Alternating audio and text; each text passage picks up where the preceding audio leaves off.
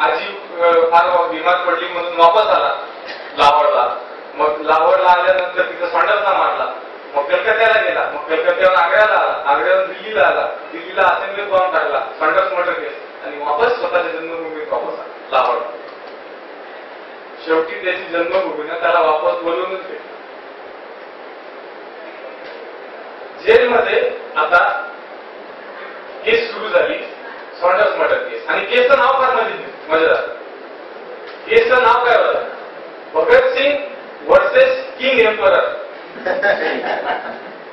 Lord Irwin म्हणला की याच्या मनात असता तर यांनी माझ्यावर पण बॉम्ब टाकला असता. असेंब्लीमध्ये आयर्विन पण बसलेला होता.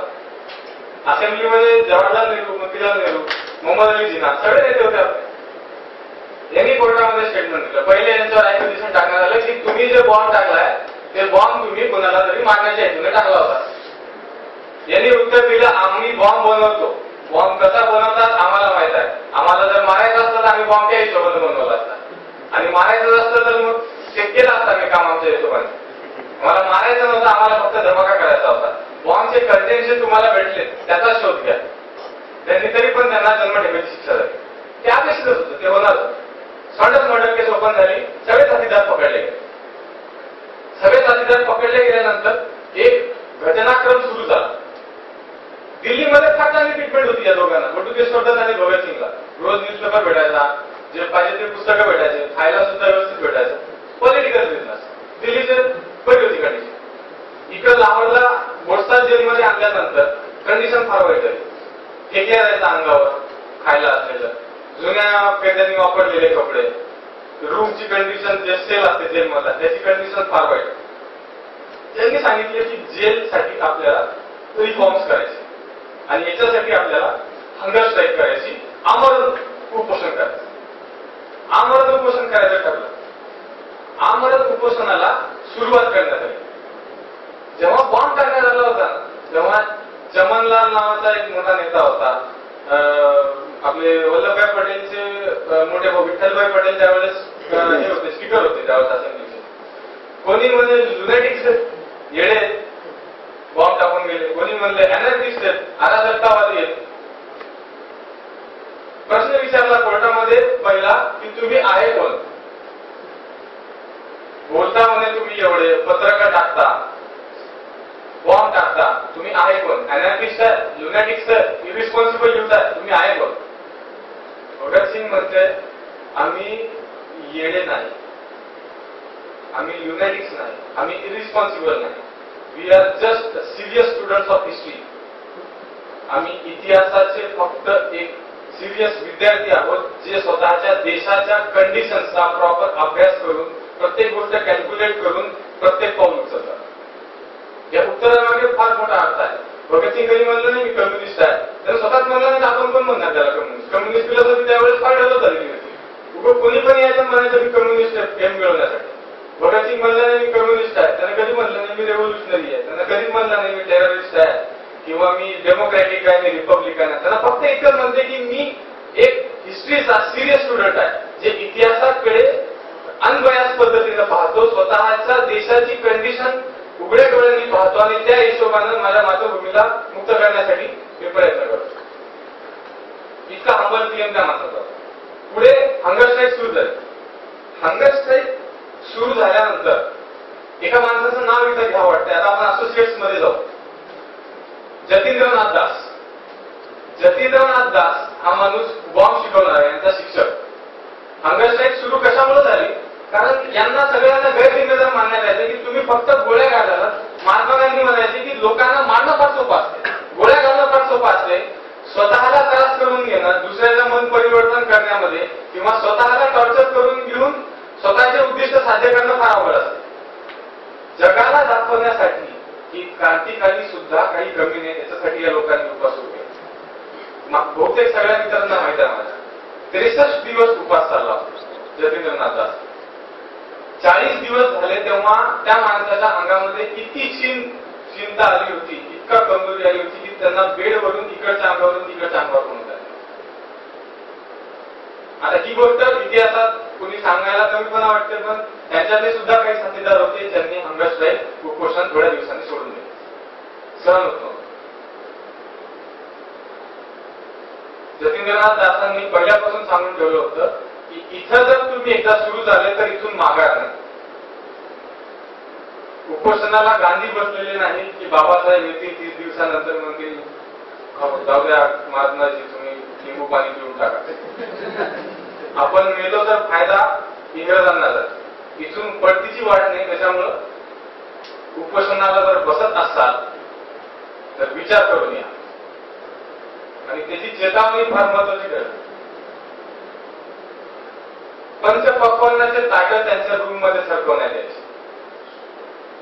वास आहे त्यांना तरी खावा वाटत. पाण्याचं जे भांडं असते त्याच्यामध्ये दूध भरण्यात यायचं. पाणी सुद्धा कधी कोणाला प्यायला दिलं. मिरचीचा दूध त्यांच्या खोलीमध्ये सोडण्यात यायचा. ठसका लागून ते पाणी तरी पिईल आणि पाण्याच्या भांड्याचं दूध ठेवले त्या हिशोबाने त्याचा उपास तरी सुटत. त्यांना पण नाही झालं तर नाक दाबून तोंडात नळ्या घालून रबराच्या त्याच्यातून दूध पोटात टाकण्यात येईल. त्याला सुद्धा जतींना जुमानले नाही. शेवटी 50व्या दिवशी जेव्हा त्यांची हेल्थ एकदमच डिटरेट होऊ लागली, न्यूजपेपरमध्ये सगळीकडे बातमी होती की जतीनला आता मरणार. लोकांनी पिटिशन टाकल्या, बेल्स टाकल्या, अनकंडिशनली याला सोडून द्या. ब्रिटिश सरकार सुद्धा जतीनला अनकंडिशनली मेडिकल ग्राउंडवर सोडायला तयार होतं. जतीनदांनी सांगितलं नाही. इंग्रजांचा रिप्रेझेंटेटिव्ह त्यांच्याजवळ उत्तर मागायला आला. फार मजेदार गोष्ट आहे. जतीनदाचा आवाज सुद्धा निघत नव्हता. 50 दिवस माणूस काहीच खात नाही, बेडवर पडलेला, पोट पाठीला चिकटले.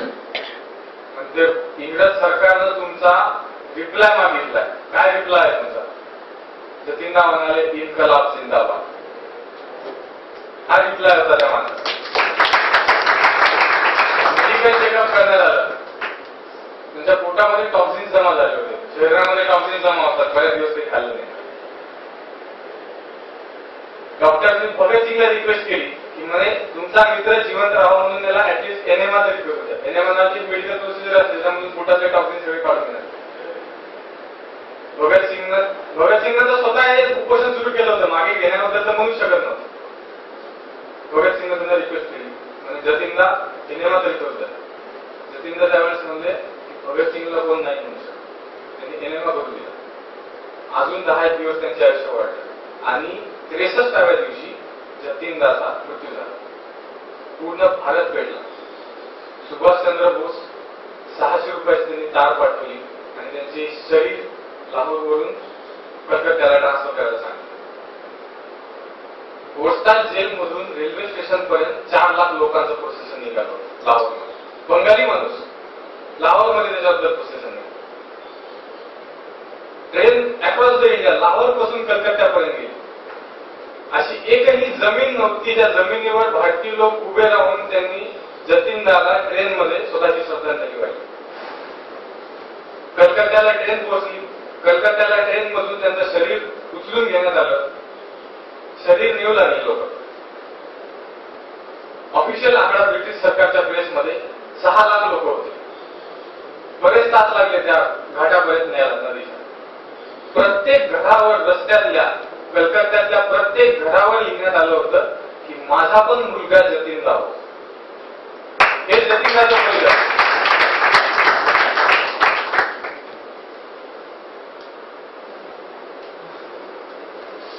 पण लढा इथं संपला नाही. भगतसिंगनं जतीनदास मेल्यानंतर एक कविता लिहिली होती त्यांच्या डायरीमध्ये, नोबलेस्ट हॅव फॉलन म्हणून. SB फिंगर्स, फार सुंदर कविता आहे. ब्रिटिशर वार. जतीनदा वारले आपल्याला फक्त इतकीच माहिती. 63 दिवस उपास झाला, जतीनदा वारले.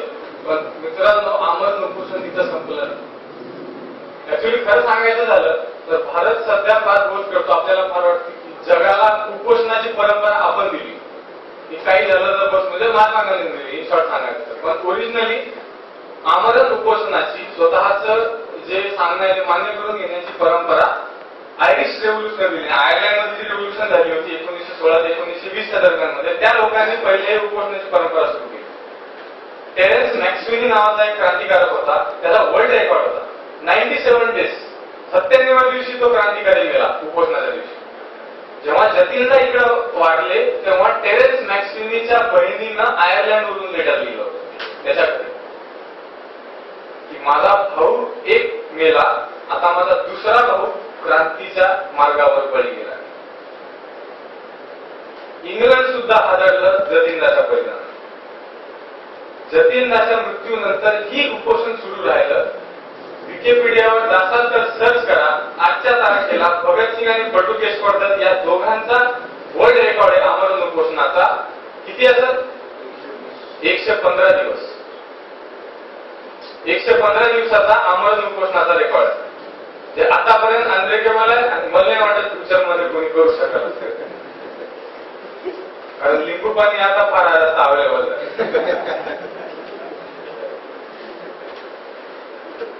बघा, हा माणूस देशासाठी मरून गेला जतीनदास.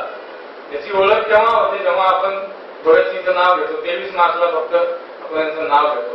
कधी विचार केला तर या माणसाची काय अपेक्षा असेल देशाकडून, त्याची काय अपेक्षा असेल की मेल्यानंतर माझं काय व्हावं? तर एक शेर आहे, कोई आरजू नहीं है ये आरजू तो ये रख दे कोई जरा सी खा के वतन करे खपन. जतीनदास 63 दिवस उपवास करून गेले. भगतसिंग 115 दिवस उपवास करून गेले.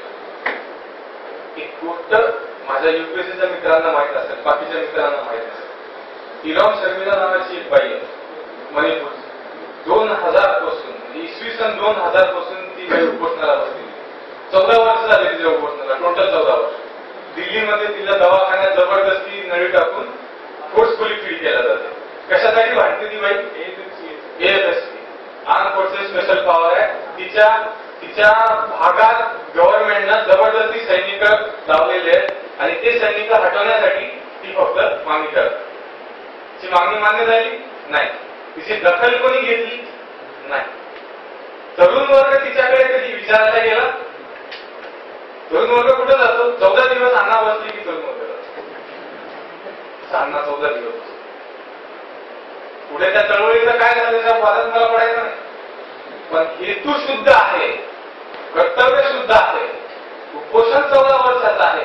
तरी सुद्धा तरुण वर्गाच्या मनात या गोष्टीबद्दल सिंपॅथी नाही की आपल्याला लाज वाटायला. दुसऱ्या साथीदाराकडे येऊ भगतसिंगच्या, सुखदेव कडे येऊ. सुखदेवची ओळख आहे ती कॉलेजमध्ये झाली होती. हे सगळे कॉलेजचे मित्र होते, भगतसिंग, राजगुरू, सुखदेव. सुखदेवची बघा कसं आहे, आपण सगळे भगतसिंग, राजगुरू, सुखदेव या तिघांना खरं सांगायचं तर फक्त पिक्चर मधून ओळखतो. चित्रपट पाहतो, अजय देवगणचा पाय, बॉबी देओलचा पाय, त्या मनोज कुमारचा जुना पिक्चर पाय. ह्याच्यातून जे दाखवण्यात आला ते भगतसिंग, राजगुरू, सुखदेव नाही झाले. ठीक आहे, एक तुम्ही भगतसिंग मध्ये तरी पिक्चर बाय पिक्चर 50% सिमिलॅरिटी सांगू शकता किंवा आहे, असा आहे, थोडाफार. म्हणजे बाकीचे जे 2 कॅरेक्टर आहेत ना, राजगुरू, सुखदेव, प्रत्येक पिक्चर मध्ये वेगळे दाखवतात. म्हणजे डायरेक्टरच्या मनाला वाटेल ते. एखाद्या पिक्चर मध्ये सुखदेव एकदम भडकावून काही झालं की भडकला, हे याला मार, त्याला मार, याच्या अंगावर जाय, त्याच्या अंगावर जाय. आणि राजगुरू तर बस डायरेक्ट कुठं बी शूटिंगला सगळ्यात पुढे. दुसऱ्या पिक्चर मध्ये एकदम सेंटीवाला राजगुरू. तिसऱ्या एखाद्या पिक्चर मध्ये एखादा कार्य करतात, बस कुठं मागे चालते, काही बोलत नाही काय. इतिहासाला गरज आहे ह्या हिरोजच्या अभ्यासाची. ह्यांचा अभ्यास व्हायला पाहिजे, यांच्या चारित्र्याचा अभ्यास व्हायला पाहिजे, यांच्या पर्सनॅलिटीचा सायंटिफिक अभ्यास व्हायला पाहिजे. सुखदेव हा अत्यंत कोल्ड ब्लडेड स्ट्रॅटेजिस्ट होता.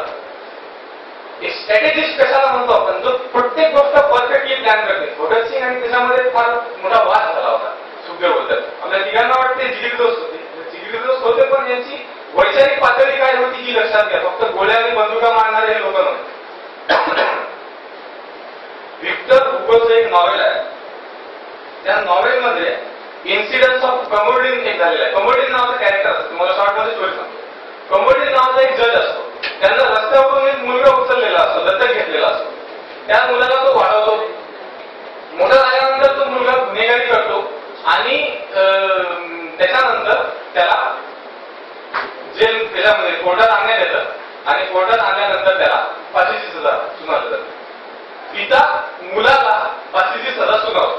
का? त्याचं कर्तव्य आहे. त्यांना त्याचं कर्तव्य परफेक्टली पार पाडते. मुलाला फाशीची सजा सुनावल्यानंतर कमोडिन घरी जातो आणि आत्महत्या करतो. का? कारण त्याचं स्वतःच्या मुलाबद्दलचं जे प्रेम आहे, त्याला त्याचा स्वतःचा गिल्टीपणा कंट्रोल होत नाही, तो आत्महत्या करतो. या इन्सिडेंटवर भगतसिंग आणि राजगुरूची चर्चा होते. भगतसिंग म्हणतो की कमोडिननं जे केलं ना ते बरोबर होतं. त्याला त्याचं कर्तव्य बरोबर पार पडलं. त्याच्यानंतर त्यांचा मुलाला गुन्हेगार होता, फाशी दिली आणि मग नंतर त्यांना आत्महत्या केली कारण त्याच्या मुलावर त्याचं प्रेम होतं. सुखदेव म्हणतो नाही, ऑफिशियल पोझिशन मध्ये असाल, तुमचं कर्तव्य असाल, तुमच्या समोर कोणीही आलं आणि तुम्ही जर भावनिकतेला हात घालत असाल तर तुम्ही तुमच्या कर्तव्यात कसूर करत आहात. हे सुखदेवचं वाक्य होतं. सुखदेव या ठिकाणी लेनिनचं एक फार सुंदर वाक्य कोट करतो. लेनिन एकाला काय म्हणतो, ॲपॅशनेटा नावाचा एक म्युझिक अल्बम होता त्यावेळेस रशियामध्ये. ॲपॅशनेटा लेनिन म्हणतो मला फार आवडतो. म्हणजे असं म्हणतो लेनिन की याच्यापेक्षा सुंदर जगात काही असूच शकत नाही या म्युझिक पेक्षा. मला जर वेळ भेटला तर मी दिवसेंदिवस हेच म्युझिक ऐकत राहील. पण आपलं काम ते नाही आहे, आपलं कर्तव्य ते नाही आहे. जर मी हे म्युझिकच ऐकत राहिलो, जर मी ह्या दिशाभूल करणाऱ्या, भुरळ घालणाऱ्या, नशा आणणाऱ्या गोष्टींमध्ये माझा वेळ घालत राहिलो तर क्रांती कोण आणणार? लोकांचे डोके कुरवाळत बसू नका. भांडवलदार तुमचे हात चावायला मागे पुढे पाहणार नाही. वेळ डोके फोडायची आहे. भावनिकतेला क्रांतीमध्ये थारा नाही, हा विचाराचा सुखदेव. सुखदेवकडे पाहताना ही पार्श्वभूमी लक्षात घ्या. प्रत्येक गोष्ट तो परफेक्टली प्लॅन करतो. म्हणजे भगतसिंगने एका ठिकाणी म्हणलेलं आहे की मी इमोशनल आहे. भगतसिंग स्वतःला इमोशनल मानतो, सगळेजण माहिती तो इमोशनल माणूस होता.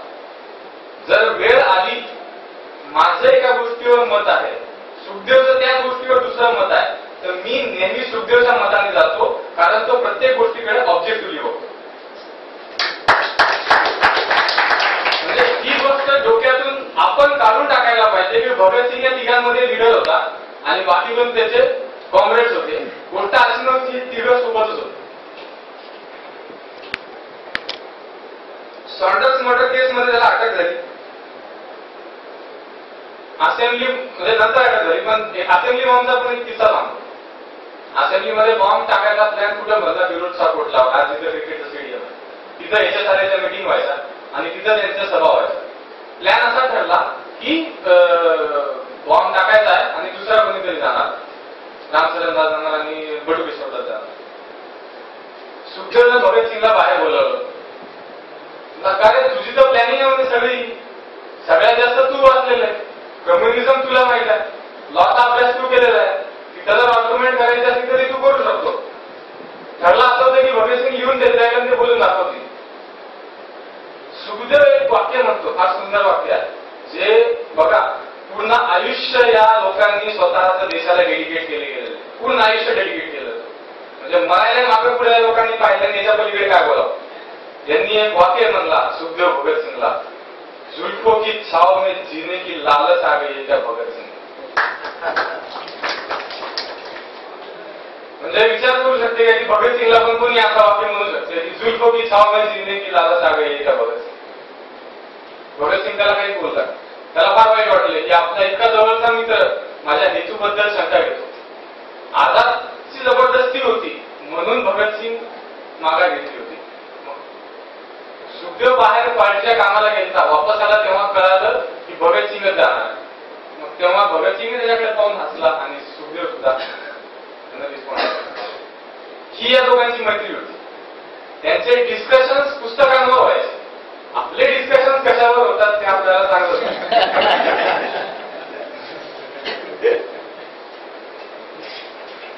बघा,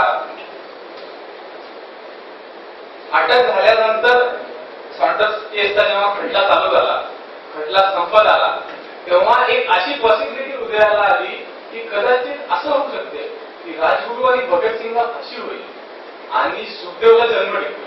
का? कारण सुखदेवनं फक्त काय प्लॅन केलता कागदावर सगळा आणि एक्झिक्यूट या लोकांनी केलता तिकडे जाऊन. तर हत्या तर डायरेक्ट हत्या तर यांनी केली नाही. तर मग शेवटी कोर्टाचा दिशा अशी दिसून आली होती की सुखदेव एकटा बाजूला राहणार आणि या दोघांना फाशी होणार. मग सुखदेव चिडला, म्हणजे यार तुम्ही दोघं झाले जातात म्हणे फाशीवर आणि मी एकटा राहून जाईल म्हणे इथं, अर्थ काय माझ्या आयुष्याला. सुखदेवनं भगतसिंगला एक फार सुंदर पत्र लिहिलंय की मला जर जन्मठेप झाली तर मी आत्महत्या करेन. तुमच्या दोघांना मी एकटं जाऊ देणार नाही, ही मैत्री आहे. भगतसिंगनं त्याला पत्रात उत्तर लिहिलं की काय म्हणजे तू स्वतः त्यावेळेस बोलणारा, जेव्हा केमुर्डींचा आपण इन्सिडन्स डिबेट केला होता की त्यानं सुसाईड केलं, ते तू म्हणतो की ते चूक होतं आणि आज तूच सुसाईड करायच्या गोष्टी करतो. काय सुखदेव तुझ्या क्रांतीमध्ये भावनिकता घुसली का? मरण ही सुटका नाही, ही गोष्ट लक्षात ठेवायला सांगितली भगतसिंग. भगतसिंगनं बटुकेश्वर दत्त बटुकेश्वर दत्तला सुद्धा जन्मठेप झाली होती की मरण ही सुटका समजू नका. तुम्ही जगले, आम्ही मेलो म्हणून आम्ही सुटलो नाही, आणि तुम्ही जगले म्हणून तुम्ही वाचले नाही. तुम्हाला दररोज मरण आहे, आम्ही मरून दाखवतो, तुम्ही जगून दाखवा लोकांना.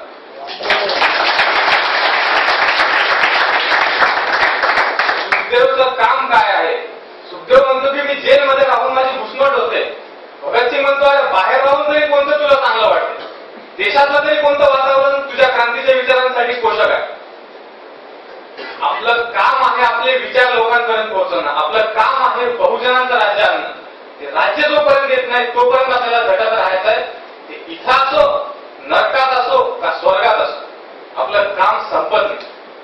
हे भगतसिंगचं त्याचं उत्तर होतं. त्याच्यानंतर त्याचे सुसाइडल थॉट्स निघून गेले आणि नशिबानं म्हणावं नशिबानं सुद्धा सुखदेवला फाशीची शिक्षा झाली.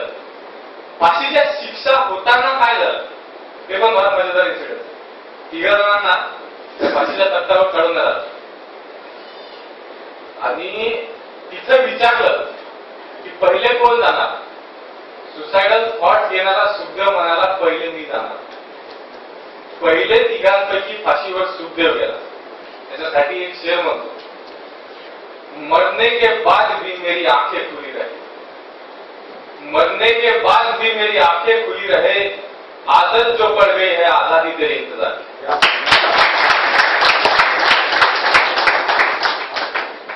वाईट कशाचं वाटतंय की या माणसाचं आपल्याजवळ रिटर्न मटेरियल काही अवेलेबल नाही ज्याचा पर्सनॅलिटीचा अभ्यास करायचा. इंडियन कोर्ट्समध्ये ब्रिटिश कोर्टाने त्यांना जे पत्र दिलं होतं की त्यांच्या स्वतःच्या ज्या कॉमेंट्स होत्या जे त्यांनी साक्ष म्हणून दिल्या होत्या, त्या पत्राला तू चेक करून पाहा. म्हणजे ती सिस्टीम असते लिगल मध्ये की तुम्ही जर पोलिसांना जे बयान दिलं त्याचे तुम्हाला उलट तपासणीसाठी दिलं जाते की तू हे बोलला ते बरोबर आहे, छापलं कारण हे कोर्टामध्ये कन्सिडर केलं जाते. सुखदेवनं त्या कॉमेंट्सच्या बाजूला 241 कॉमेंट्स लिहून ठेवल्या.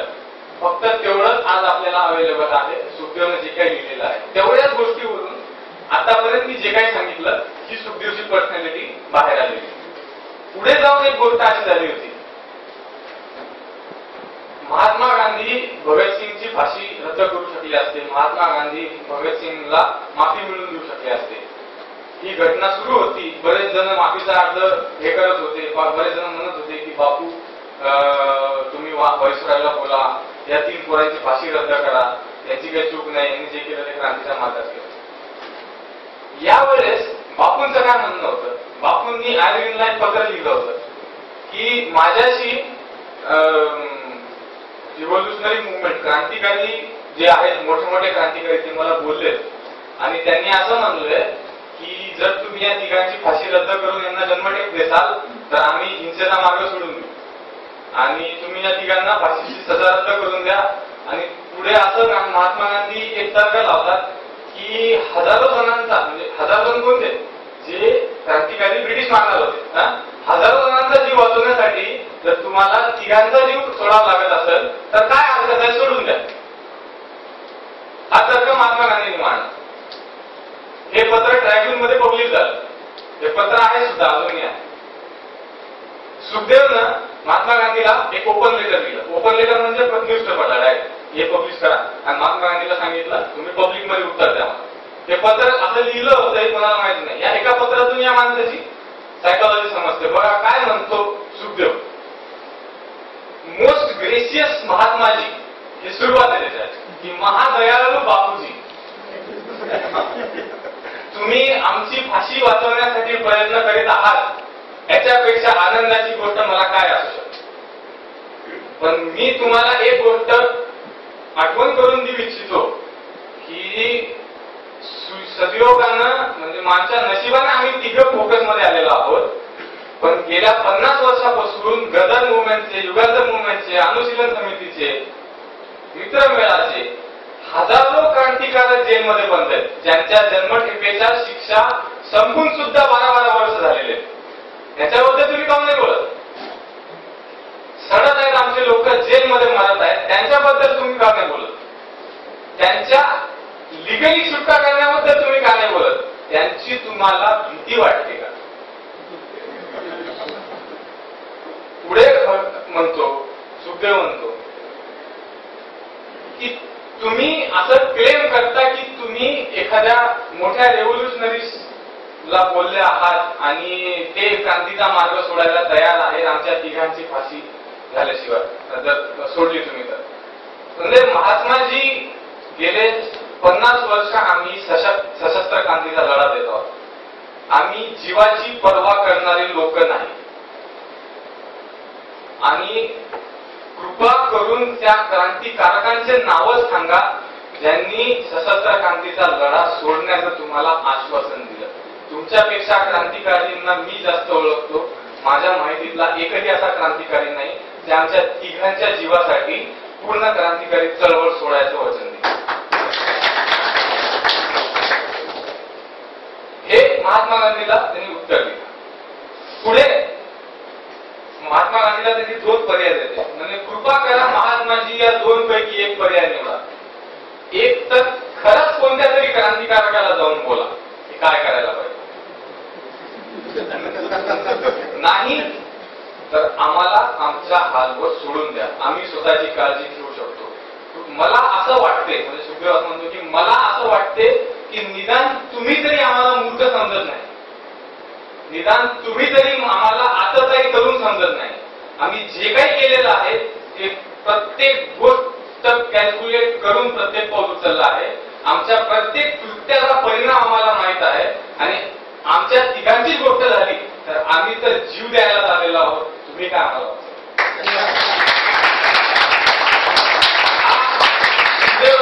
महात्मा गांधींना पत्र होतं. नंतर महात्माजींनी त्यांना रिप्लाय दिला ते जाऊ द्या, ते भाषणात सांगण्यासारखा आपण रिप्लाय. हा सुखदेव थापर लाहोरचा. आता राजगुरूकडे बघू. राजगुरू हा माणूस भगतसिंगला याच्या शाळेमध्ये लाहोरला येऊन भेटला. शार्प शूटर अशी एक लिजेंड आहे असं मानलं जाते की आयुष्यामध्ये राजगुरूचा नेम कधी चुकला नाही. सॉन्डर्सला पहिल्या गोळीत मारला होता राजगुरू, पहिल्या गोळीमध्ये. भगतसिंगने कन्फर्म करण्यासाठी नंतर 2-3 गोळ्या टाकल्या त्याला जिवंत राहणार म्हणून. आणि ही गोष्ट सुद्धा पिक्चरमध्ये दाखवलेली खरी आहे की प्रत्येक जागी मारायला सगळ्यात पुढे राजगुरू. त्याच्याबद्दल एक मजेदार किस्सा असा की असं वाटते की फक्त भगतसिंगने एकटा वाचायचा. मग भारतात त्यावेळेस सुद्धा तशी इमेज थोडीफार बनली होती की फोटो यायचा भगतसिंगचा. भगतसिंगनं असेंब्लीमध्ये बॉम्ब टाकण्याआधी काश्मीरी गेटला एका फोटोग्राफरकडे जाऊन तसली ती तिरपी हॅट घालून फोटो काढला होता. त्या ठिकाणी आपापले फोटो काढून घेतले होते दोघांनी, फोटोकेश्वर दत्त आणि भगतसिंग. आणि ते फोटो सगळ्यांकडे आहे, आजही तेच फोटो सगळीकडे प्रख्यात. राजगुरू जेव्हा कोर्टात त्यांचा ट्रायल झालं होतं सॉन्डर्स मर्डर केसचा, तेव्हा एका दिवशी या दोघांना म्हणला, राजगुरू म्हणला की तुम्ही न बोलता म्हणला, रोज तुम्हीच बोलता म्हणला कोर्टामध्ये, आज मी बोलला म्हणला. स्पेशल ट्रायब्युनल ठेवण्यात आलं. स्पेशल ट्रायब्युनल ठेवण्यात आलं आणि कोर्ट केसमध्ये. आणि स्पेशल ट्रायब्युनलच्या समोर एका दिवशी राजगुरू उभा राहिला बोलायला. जसे कटकड्यामध्ये त्यांना उभं करतात, त्या स्पेशल ट्रायब्युनलच्या पहिल्या दिवशी राजगुरू त्या कटकड्यातून उडी मारला आणि बाहेर मैदानात आला आणि त्या जज लोकांना त्यांना चॅलेंज केला. त्यांना म्हणलं की तुमचं हे जे ट्रायब्युनल बनलेलं आहे हे इलिगल आहे, हे अनकॉन्स्टिट्युशनल आहे. त्यानं आपल्या क्वालिटीच्या भाषेमध्ये the tribunal is ultra virus त्यांना प्रूव्ह करून दाखवलं त्या जज लोकांना. नियम असा होता की जोपर्यंत देशामध्ये आणीबाणीची परिस्थिती बनत नाही तोपर्यंत व्हाईसरॉय स्वतःच्या स्पेशल पॉवर वापरून स्पेशल ट्रायब्युनल बनवू शकत नाही. जेव्हा आणीबाणीची परिस्थिती लागेल, जेव्हा युद्ध सदृश परिस्थिती बनेल तेव्हाच तो स्पेशल ट्रायब्युनल बनवू शकतो. पण आणीबाणी नाही, सगळीकडे शांतता आहे. तुम्हीच म्हणता शांतता आहे. मग स्पेशल ट्रायब्युनल कशासाठी बनवलं? नॉर्मल केससाठी तुम्ही स्पेशल ट्रायब्युनल बनवू शकत नाही.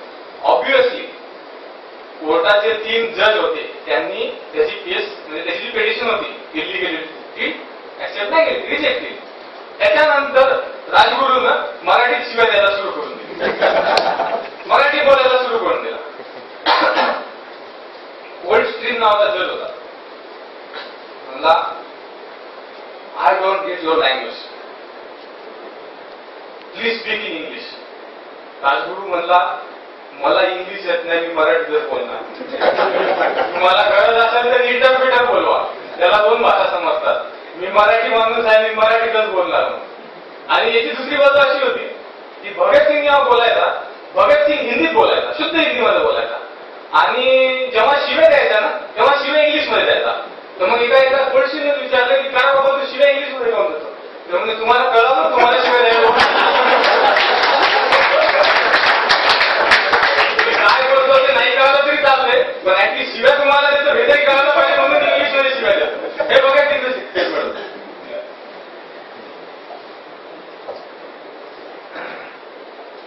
यांचं वय पण थांबून देतो. आपल्याला माहित आहे भगतसिंग 23 वर्षी वाढले, हे राजगुरू पण 22 वर्षाचा होता, 1 वर्ष लहान 22 वर्षाचा.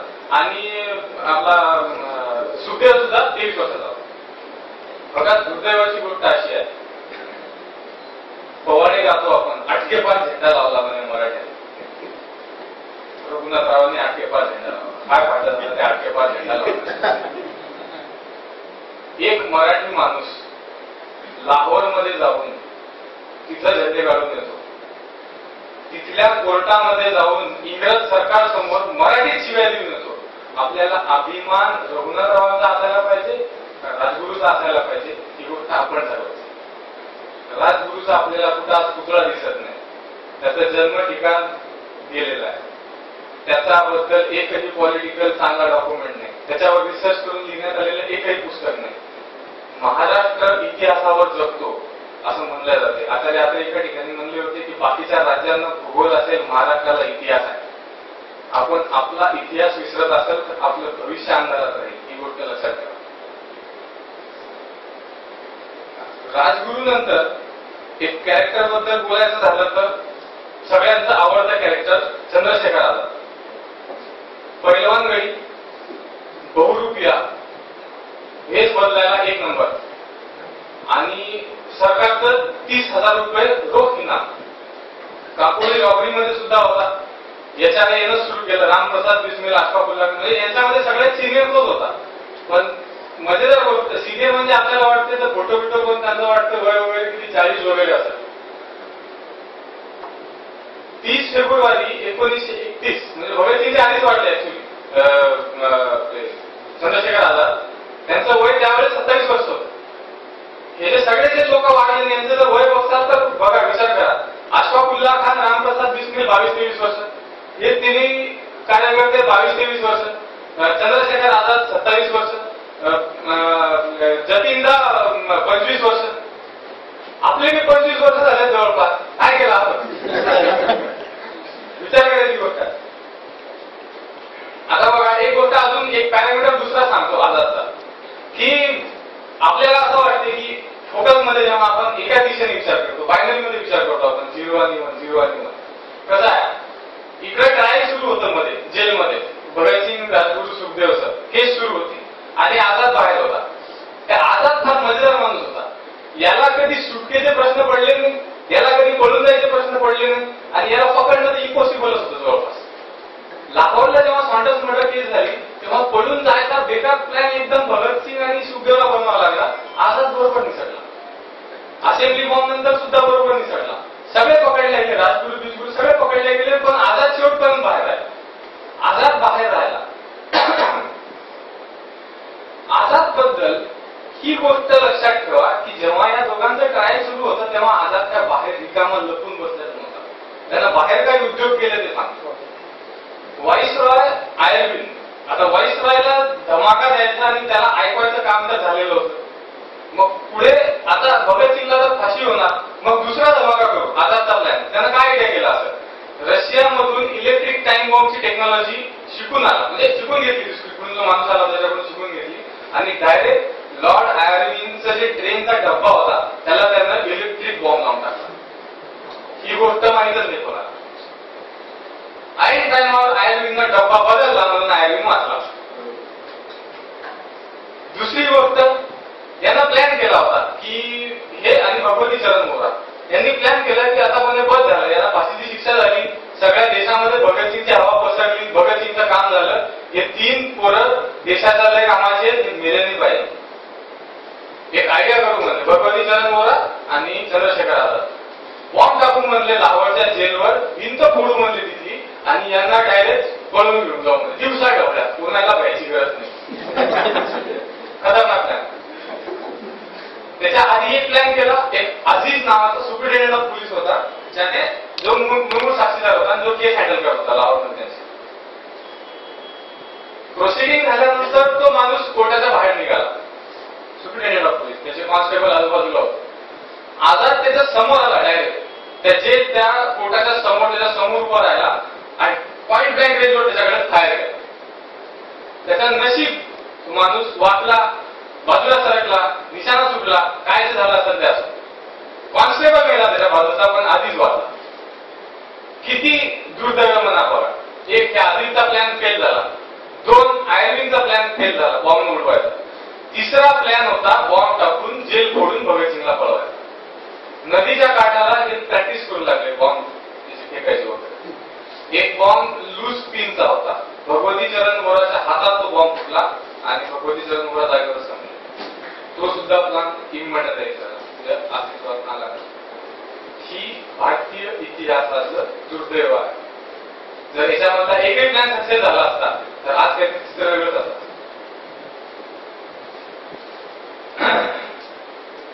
शेवटी अल्फ्रेड पार्क, अलाहाबादच्या अल्फ्रेड पार्क मध्ये आझाद लपले म्हणजे परत त्याच्या पोलीस पाठलागार होती आणि तिथे जाऊन थांबले. अल्फ्रेड पार्कला पोलिसांनी वेढा दिला, फायरिंग सुरू झाली. आझादांच्या बंदुकीमध्ये 1 गोळी उडली होती, फक्त 1 गोळी. त्याचं नाव आझाद नव्हतं, त्यांनी स्वतःला ठेवून घेतलं होतं, मी ठेवलेलं नाव आझाद. मी आझाद जन्मलो आणि मी आझाद मानणार, कोणाच्या हाती लागणार नाही. त्यांनी स्वतःला शूट करून घेतलं. असं म्हणलं जाते की आझाद मेल्यानंतरही कित्येक तास कोणाची हिंमत झाली नाही त्याच्या शरीराला हात लावायची. ही दहशत होती आझादांसाठी. एक शेर असतो, कोई हंगामा खड़ा करना मेरा मकसद नहीं दोस्तों, कोई हंगामा खड़ा करना मेरा मकसद नहीं दोस्तों, मेरी कोशिश है कि ये सूरत बदलनी चाहिए, मेरे में नहीं तो तेरे में सही, वो आग है वो आग जलनी चाहिए.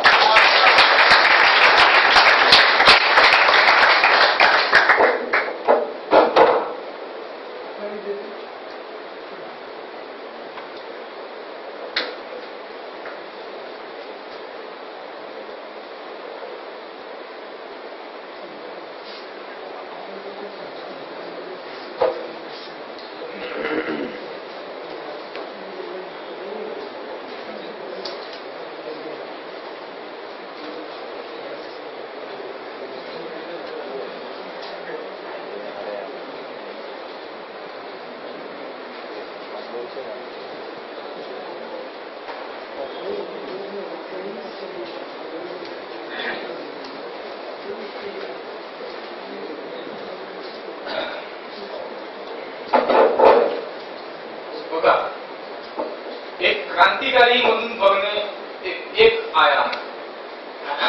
रिझम असतो आपला. रिझम कडे बघताना ज्या दृष्टिकोन बघतात तुम्हाला तो डायमेन्शन दिसतो, पण त्याचा अर्थ असा होत नाही की रिझमला एकच डायमेन्शन. शहीद भगतसिंग ही एक कॉन्स्पिरसी आहे. भगतसिंगला शहीद म्हणून ठेवणे ही कॉन्स्पिरसी आहे. भारतात असा माणूस होऊ शकतो याच्यावर आपला अजूनही विश्वास बसत नाही की आपली बौद्धिक दिवाळ होती. कसा? भगतसिंग एक लेखक होता. 21 वयाच्या शेवटच्या त्याच्या वयाच्या 6 वर्षांमध्ये त्यानं कशावर लिहून ठेवला त्या विषयाचं नाव सांगतो तुम्हाला. Religion, god, mysticism, literature, art, culture आणि डिफरंट बायोग्राफीज. त्या माणसाला कोणत्या कोणत्या भाषा येत होत्या? Urdu, Punjabi, Hindi, English, Sanskrit, Irish, Russian. बऱ्याच जणांना माहित नाही आयरिश क्रांतिकारी, सगळ्यात मोठा क्रांतिकारी त्यांचा भगतसिंग. डेन ब्रेन याचं माय फाईट फॉर आयरिश फ्रीडम हे पुस्तक भगतसिंगनं आयरिश भाषेमधून हिंदी भाषेमध्ये भाषांतर केलं. बंदी जेवण त्यांना पंजाबीमध्ये भाषांतर केले, हिंदीमधून बरेच भाषांतर केले, बऱ्याच आत्मकथा सुद्धा लिहिली. एक तत्ववेत्ता होता, ही पण गोष्ट बऱ्याच जणांना माहिती आहे की भगतसिंगनं मिनिमम 8-9 पेपर्स मध्ये काम केलेले. प्रताप, वीर अर्जुन, कीर्ती ह्या मोठ्या मोठ्या त्यावेळेसच्या सगळ्या गाजलेल्या न्यूजपेपर मध्ये भगतसिंग संपादक राहिलेला. ही एक बाजू याची लक्षात घ्यायला पाहिजे. जेव्हा हे पोरं इन्कलाब जिंदाबाद म्हणतात, जेव्हा आज कोणत्या चळवळीतले लोक इन्कलाब जिंदाबाद म्हणतात, त्या इन्कलाबचा अर्थ काय ते लक्षात घेतला पाहिजे. इन्कलाब म्हणजे काय? त्यांना कोर्टात हा प्रश्न विचारण्यात आला होता. इन्कलाब म्हणजे काय, तुमचा अर्थ काय, तुम्हाला काय अभिप्राय इन्कलाब म्हणजे? तर भगतसिंग म्हणतो इन्कलाब ही क्रांती आहे.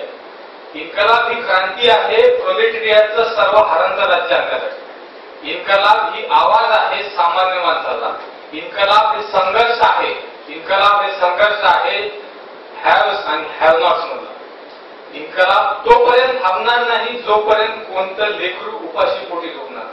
इन्कलाब तोपर्यंत थांबणार नाही जोपर्यंत प्रत्येक स्त्री पुरुषाला पुरेसे कपडे, अन्न, वस्त्र, निवारा भेटणार नाही. इन्कलाब मनुष्याला, मानवतेला दास्यत्वातून, वैचारिक आणि मटेरियलिस्टिक दास्यत्वातून मुक्त करण्यासाठी सुरू केलेला लढा आहे. इन्कलाब एक क्रांती आहे आणि ती जोपर्यंत येत नाही तोपर्यंत माझ्यासारखे तरुण लढत नाही.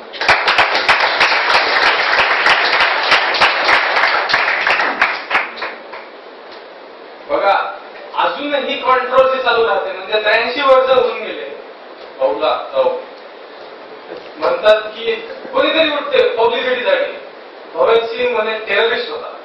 पुस्तकांमध्ये लिहितात भगतसिंग वॉज अ टेररिस्ट. आता परवा आपले पंतप्रधान पदाच्या उमेदवाराचे कॅन्डिडेट त्यांनी फार मजेदार स्टेटमेंट केलं. म्हणतात की भगतसिंग, राजगुरू, सुखदेव अंदमान निकोबारच्या जेलमध्ये त्यांनी फार आलापेष्टा सोसल्या. अरे तुम्हाला भगतसिंगचा इतिहास माहित ना, तुम्ही काय देत चालवणार?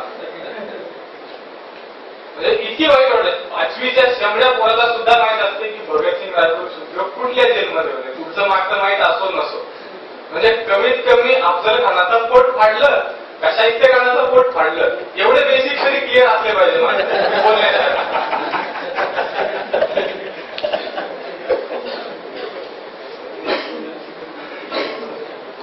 भगतसिंगचा उदय कसा झालेला आहे, त्याच्या वैचारिक मतभेदांमध्ये कसा अंतर पडलेला आहे, ही एक गोष्ट आपण लक्षात घेतली पाहिजे.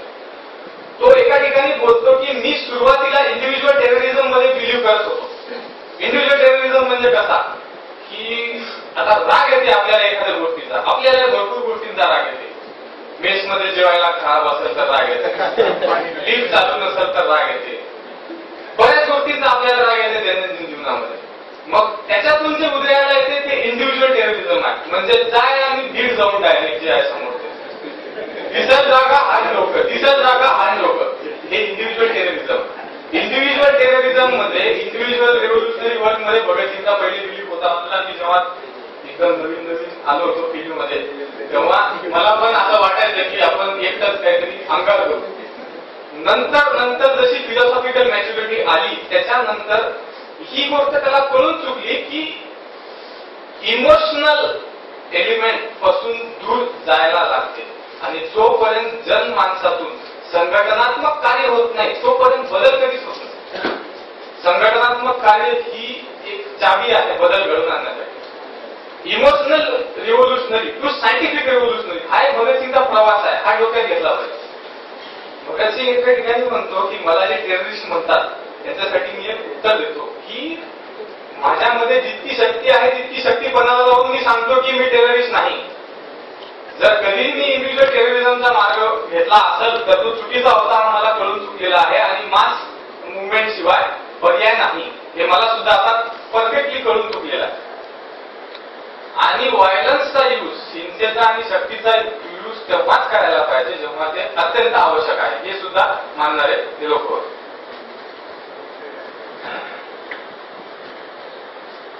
शेवटी काय झालं, जन्मठ फाशीची शिक्षा सुनावण्यात आली, स्पेशल ट्रायब्युनलनं फाशीची शिक्षा सुनावण्यात आली. मग इथून दोन पर्याय उरत होते फक्त. एक, प्रायव्हेट काउन्सिल मध्ये जायचं. प्रायव्हेट काउन्सिल म्हणजे काय हे पण कन्सेप्ट आपण क्लिअर करून घेतला होता. प्रायव्हेट काउन्सिल म्हणजे आता जसं सुप्रीम कोर्ट आहे आपलं, की शेवटची अपील सुप्रीम कोर्टात करता येते, त्यावेळेस जसं इंग्लंडमध्ये कोर्ट असायचं तिकडे अपील करावं लागायचं. मग भगतसिंगनं प्रायव्हेट काउन्सिल मध्ये अपील करायला त्याचे लोक केले. भगतसिंगचा याला सुद्धा विरोध होता, त्यांना तर मारायचंच होतं. यांनी काय सांगितलं, भगतसिंगचे वडील भेटायला आले तर एक फार सुंदर स्टेटमेंट आहे. त्याच्या वडिलांनी नंतर भाषणात सांगितलं कि प्राइवेट काउंसिल में जाने से कोई फायदा नहीं होगा. कशाला तसं वाटतं, प्राइवेट काउंसिल में जाने से कोई फायदा नहीं होगा, मुझे मरने दो यही सबके लिए ठीक है, मैं मरूंगा तो एक हफ्ते में इनकलाब आ जाएगा, शिकायत करने से कुछ नहीं होता, गुलामों का कोई हक नहीं कि वो शिकायत करे. स्वतंत्र माणूस शिकायत करू शकतो, गुन्हा नोंदवू शकतो, गुलामांना काही हक्क नाही, त्याला अत्याचार सहन करावं लागणार. शेवटचं फाशीची शिक्षा फायनल झाली, सगळं झालं. त्याच्यानंतर सुरू झाला एक प्रकार महात्मा गांधींकडे हे करण्यासाठी का बापू आता तुम्ही सर्वोच्च नेते आहात, तुम्ही करा. मग आता सगळ्यांचं कोर्स होता एवढा, बापूंनी तोपर्यंत बिलकुल स्टेटमेंट दिलं नव्हतं. मग काही लोक असं म्हणायचे की बापूंची प्रॅग्मॅटिझम आहे, कसं बापूंनी काही पण स्टेटमेंट दिलं तर मग लोक दोन्हीकडून आठ लावतील, म्हणून बापू कोणीही पत्रकाराला तर नो कॉमेंट्स म्हणायचे, पत्रकार बापाचा. मग आयर्विननं बोलवलं कशासाठी, आयर्विन पॅकसाठी. बघा ही पण एक गोष्ट लक्षात ठेवा की पूर्ण स्वातंत्र्य हे काँग्रेसला अडॉप्ट करावं लागलं. याला कारण सुद्धा भगतसिंग होतं. लाहोरमध्ये तिकडे ते काँग्रेसची मिटिंग झाली होती, 1 वर्ष आधी यांनी मुदत दिली. ज्यांच्या क्रांती चळवळीमुळे कशाला डोमिनियन स्टेटस पाहिजे. भगतसिंगचं वाक्य आहे, freedom with conditions is not freedom at all. स्वातंत्र्याला जर तुमच्या अटी असतील तर त्या स्वातंत्र्याला अर्थ काय. फ्रीडम हा कम्प्लीट असला पाहिजे आणि कम्प्लीट फ्रीडमचं रिझोल्युशन काँग्रेसला यांच्याच इनडायरेक्ट फोर्समुळे ऍक्सेप्ट करावं लागलं, हे उचलून धरावं. पुढे हे complete freedom Mahatma Gandhi Irwin pact करायसाठी याला बोलायला लागले. मग त्याच्यानंतर आयर्विन सगळ्या डायरीमध्ये काय लिहितो बघा की ही मेन्शन केस, त्यांनी केसचा उल्लेख केला पण तो कम्युटेशन साठी नाही बोलला. कम्युटेशन म्हणजे काय, भाषेपासून जन्मठे.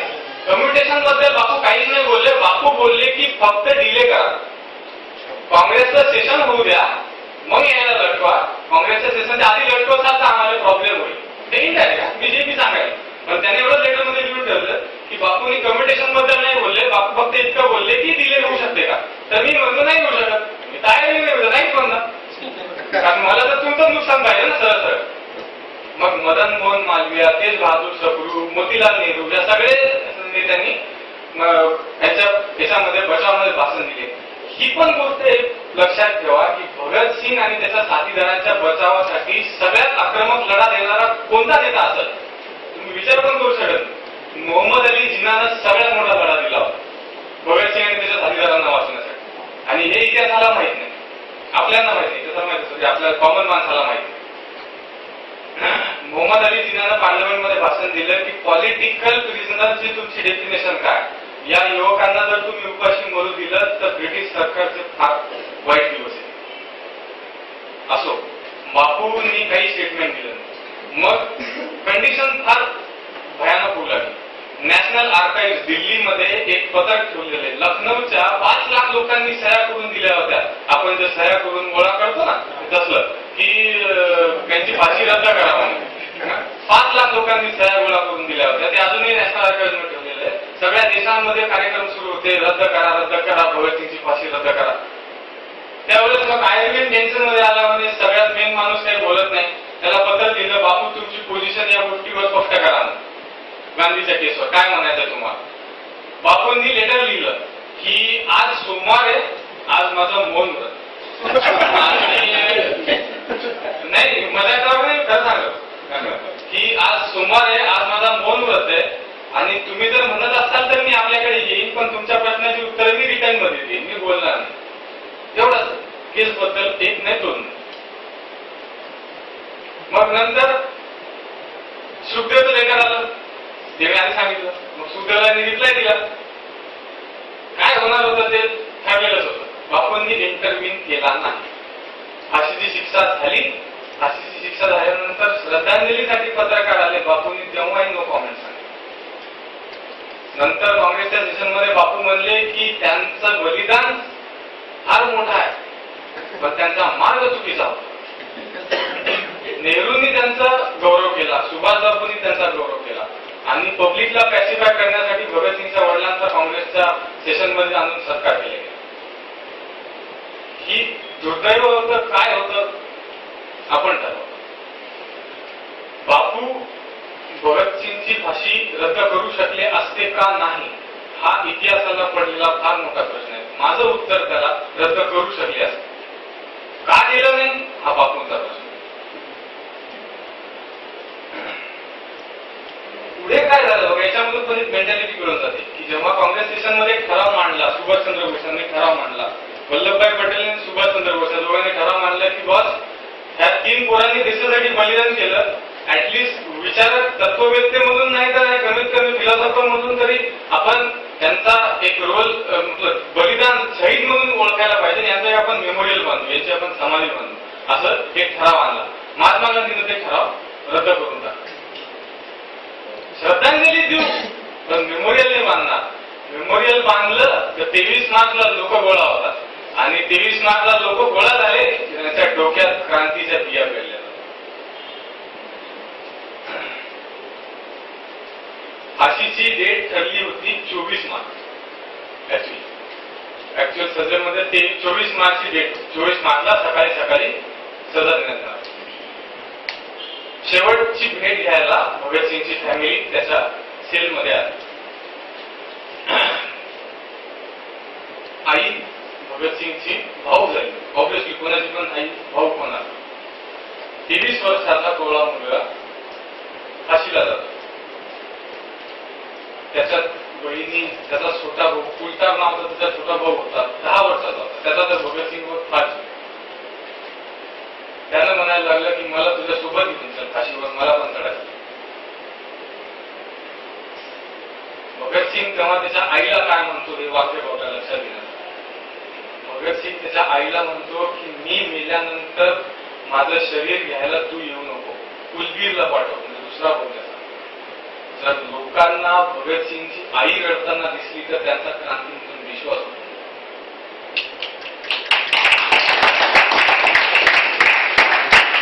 भगतसिंग नास्तिक होता. भगतसिंग नंतर ते शीख धर्मात जशी केस ठेवतात ते केस कापून टाकले होते, दाढी केली होती. नंतर जेलमध्ये राहून त्याला वापस केस आले 2-2.5 वर्ष. त्याच्यामुळे त्याच्या आईला वाटले की हा शीख धर्माची मृत्यू मरत आहे. त्यानं क्लिअर करून दिलं होतं मी तर कम्प्लिटली नास्तिक. त्याचे वडील तेव्हा सुद्धा त्याला हे देत होते की प्रायव्हेट काउन्सिलमध्ये रिजेक्ट झाल्यानंतर सुद्धा आपल्याकडे व्हाईसरॉयच्या मर्सीचा एक मार्ग आहे, व्हाईसरॉय तुम्ही सजा माफ करा. त्या दरम्यान सुद्धा एक घटना झाली होती की भगतसिंगच्या वडिलांनी व्हाईसरॉयला दयेचा अर्ज पाठवला होता. ही पण लक्षात घेण्यासारखी गोष्ट आहे की सांगितलं व्हाईसरॉयला की आमच्या मुलाची माफी माफ करा, फक्त आमच्या मुलाची, बरं का. मग भगतसिंगनं वडिलांना लेटर लिहिले की तुम्ही वडील आहात माझे म्हणून मी सौम्यभाषेत बोलत आहे, तुम्ही माझ्या पाठीत सुरा खुपसला, फक्त माझ्या माफीचा अर्ज तुम्ही टाकून माझ्या पाठीत सुरा खुपसला, माफीसाठी आम्ही हे सगळं केलं नाही. मग त्याच्या वडिलांनी मॉरल तत्वावर त्याची माफी मागितली. निघतानाची गोष्ट आहे. भगतसिंगचा भाऊ रडत होता. भगतसिंग त्यांना सगळ्यांना म्हणतो की तुम्ही सगळे सोबत राहा, आईची काळजी घ्या, वडिलांची काळजी घ्या, तुम्ही जर रडले तर मला सुद्धा कंट्रोल होणार नाही. भगतसिंगची आई कशी होती बघा. शिडीच्या पोटी कधी वाघ येत नाही, वाघाचा जन्म घ्यायला वाघीनच असावा. भगतसिंगची आई त्याला जाता जाता काय म्हणजे बेटा जी कोर्टात घोषणा देतो तसा एकदा इन्कलाब जिंदाबाद माझ्यासमोर म्हणून दाखव. भगतसिंग जेलच्या सलाखांच्या मागे उभा राहून एकदा जोरात ओरडला. अशी सिंहगर्जना होती की आभार एकदा आला. इंग्लंडच्या राणीची झोप उडाली. भगतसिंग तेव्हा शेवटचा इन्कलाब जिंदाबाद. भगतसिंगला त्याच्या काँग्रेसला त्यानं जेलमध्ये 2.5 वर्ष एक डायरी केली. डायरीमध्ये सगळ्या पुस्तकांचं त्यानं ऍक्सेप्ट काढलेलं आहे. थोडं थोडं थोडं थोडं त्याला जे जे बरोबर वाटलं प्रत्येक पुस्तकातून प्रत्येक आयडियोलॉजीमधून त्यानं काढले. शेवटच्या दिवशी त्याला द रेव्होल्युशनरी लेनिन नावाचं पुस्तक आणून दिलं. त्याला बऱ्याच दिवसात ते पुस्तक पाहिजे. म्हणजे द्वारकादास लायब्ररी लाहोरची त्याचा जो लायब्ररी होता तो म्हणत होता की भगतसिंग ऍट अ टाइमला 10-10, 12-12 पुस्तकं मागवायचा. आमची सप्लाय करण्याची स्पीड त्याच्या रिडिंगच्या स्पीड सोबत कधीच मॅच झाली. हा पुस्तकं वाचायचा का खायचा आम्हाला कधीच समजत नाही. त्याला पुस्तक भेटलं 23 मार्चला रात्री 7-7:30 वाजता. त्याचीच वेळ. यावेळेस जेलर त्याच्या सेल जवळ आला. म्हणला चला तुमची वेळ झाली. भगतसिंग म्हणला अरे मला एक तर चॅप्टर कम्प्लीट करू दे पुस्तकाचं. आता काय करशील म्हणे वाचून. आता तर तो चालला. भगतसिंग म्हणतो तुला ते समजणार. भगतसिंगनं त्या पानाचं त्या पुस्तकाचं जिथपर्यंत पान वाचून झालं होतं ते पान दुमडून ठेवलं. पंजाबीमध्ये एक कवी आहे, कवी पाश नावाचा. त्या कवी पाशची फार जबरदस्त कविता आहे भगतसिंगवर. त्या कवितेचा सारांश सांगतो. पाश म्हणतो की लेनिनच्या त्या पुस्तकाचं पान दुमडून ठेवलं भगतसिंगाने. त्या दुमडून ठेवलेल्या पानाच्या पुढे या देशाच्या युवकांना जायचं. भगतसिंगाचा प्रवास तिथं संपत नाही. त्याचा प्रवास तिथून सुरू होतो. 3 जण गेले. त्यांना मास्क घालायला सांगितलं, हातात हातकड्या घालायला सांगितलं. राजगुरूला रिक्वेस्ट केली म्हणे जाऊ द्या म्हणे आता शेवटी तरी मोकळं जाऊ द्या आम्हाला. भगतसिंग म्हणला जाऊ द्या म्हणला घालून गेला. आता हातात ती काय हातकड्या शेवटी कशा असतात आपल्याला काय फरक पडणार. मग ती जेलर म्हणला नाही राहू द्या. सुळावर नेण्यात आलं 3 जण एकमेकांना गळा भेटले. फाशीचा जे दोर होता त्यांनी त्या दोराला डोकं लावलं. जो जल्लाद होता तो म्हणला की पहिले कोण जाणार. सुखदेव म्हणला मी जाणार. भगतसिंगची ओरिजिनल शायरी अशी काहीच नाही बरं का. एक शेर आहे फक्त त्याचा त्यानं स्वतः लिहिलेला. बाकी सगळे त्यांना त्याच्या क्रांतिकारी चळवळीमध्ये दुसऱ्यांनी वापरले उर्दू वर्ड. त्याचा शेर सांगतो लक्षात. तुझे जबा करने की खुशी मुझे मरने का शौक. जबा म्हणजे फाटी म्हणजे कापून टाकणे, मारणे, कापणे. तुझे जबा करने की खुशी मुझे मरने का शौक. मेरी भी मर्जी वही है जो मेरे सय्याद की. सय्याद म्हणजे जो मारतो जल्लाद. माझी पण मर्जी तीच आहे जी माझ्या जल्लादची. दोघांनाही आमचा हेच आहे की मला मारायचं आहे. माझी पण खुशी याच्यातच आहे की मी मराव आणि त्याची पण खुशी हीच आहे की मला मार. मरण्यासाठी या लेवलचं पॅशन इतिहासानं कधी बघितलं. भावाला जेव्हा त्यांना पत्र लिहिलं होतं बघा. महात्मा गांधींसाठी त्यांनी एक शेर लिहिला होता. त्याच्या साथीदारांनी सुखदेवने लिहिला असेल, कोणी लिहिला असेल त्याचा हे नाही सोच नाही. फार सुंदर शेर है कि फांसी पे लटकना पड़ता है यारो. फांसी पे लटकना पड़ता है यारो. यूं चरखा चलाने से इनकलाब नहीं आता.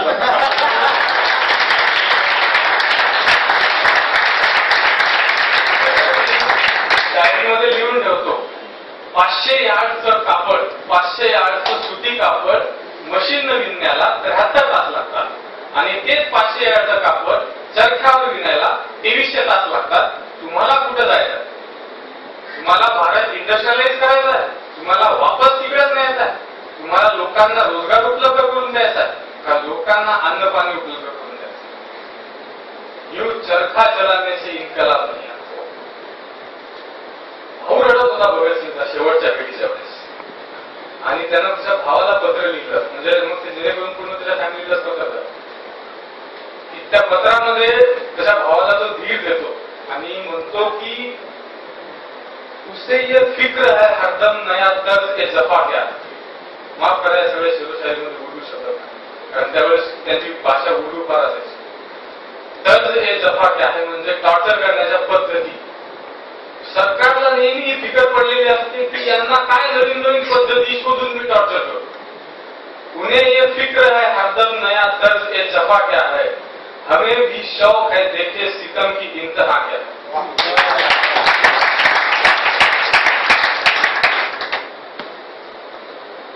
सिंग म्हणतो की मला अशा वेळेवर फासावर लटवा, म्हणजे फासावर लटवणं तर फिक्सच होतं, त्यांना बंदूक जाणून बुजून दिली होती.